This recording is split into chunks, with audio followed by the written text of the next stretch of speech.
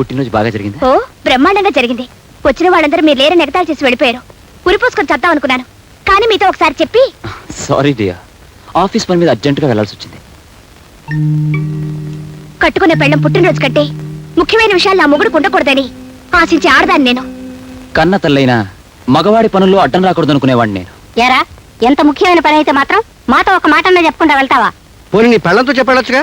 1956, 57, 58 ప్రాంతాల్లో మీ అమ్మ పుట్టినరోజు 3 నెలల ముందే క్యాలెండర్ మీద టిక్కులు పెట్టుకునేవాడిని. పుట్టినరోజులు టిక్కులు పెట్టుకోలేని మొగుళ్ళని పెళ్ళాలు గౌరవించరా యూసెస్ పిలో. పైగా అంత దూరం నుంచి మా అమ్మ కూడా వచ్చింది. ఇంతకాలం నా కాపురం 3 పువ్వులు 6 కాయలు అనుకుంటోంది. మీరు నా పుట్టినరోజుకి రాకపోయేసరికి ఎంత బాధపడిందో తెలుసా? ఓహో, ఇది కూడా మీ అమ్మ ఫిట్టింగేనా? చూడు, మీ అమ్మ రావడం కంటే నా పని నాకు చాలా ముఖ్యం. పోనీ ఇప్పుడు మీ అమ్మని పిలిపించు. ఒక్కరోజు ఆలస్యమైనా నీ పుట్టినరోజుని బ్రహ్మాండంగా జరిపిద్దాం. ఏం అక్కర్లేదు. అయితే నీ కోపం తగ్గదా? తగ్గదు.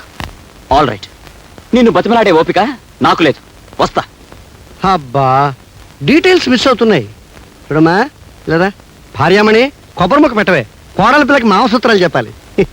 చూడమ్మా, మొగుడు ఊరంతా తిరిగి అలసిపోయి ఇంటికి రాగానే వాకట్లో నుంచుని చొక్కా పట్టుకుని ఏదని చెప్పన్నావు అనుకో, ఖచ్చితంగా అబద్ధమే చెప్తాడు. ఇంకా నిలదీస్తే చెత్త కొట్టేస్తాడు. ఇంకా నిలదీస్తే ఆఫీసులో అమ్మాయితో వేరే కాపురం పెడతాడు. కనుక ఇంటికి రాగానే చిరునవ్వుతో పలకరించి లోపలికి తీసుకెళ్ళి స్నానం చేశాక మంచం మీద కూర్చోబెట్టి చెవి పట్టుకుని ఏదని చెప్పమన్నావు అనుకో, చవల పిల్లగా ఆవురు అంటూ నిజమంతా కక్కేస్తాడు. డీటెయిల్స్ మిస్ కావు.